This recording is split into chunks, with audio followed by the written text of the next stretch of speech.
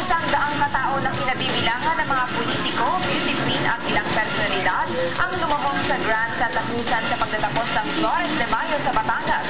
Target ng pamahalaang panlalawigan na gumawa ng record bilang pinakamahabang sagala. Nagpapatrol sa Val Balita.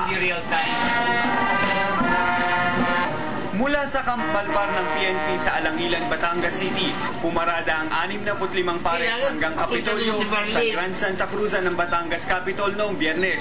Layunin nitong gumawa ng record bilang pinakamahabang sagala sa bansa kung hindi man ay sa probinsya. Ilang pinuno ng mga ahensya ng gobyerno, mga alkalde at lokal sa pangunguna ni Vice Governor Mark Leviste ang lumahok. Nasilayan din ng Batangas ang ganda ni na 2010 Binibining Pilipinas International Diane Nesio at 2010 Binibining Pilipinas Tourism Isabel Manhon at iba pang beauty queens mula sa mga bayan ng Batangas. Kasama rin sa nagbigay halaga sa itinuturing na relihiyosong tradisyon ang ilang patrollers ng TV Patrol Southern Tagalog.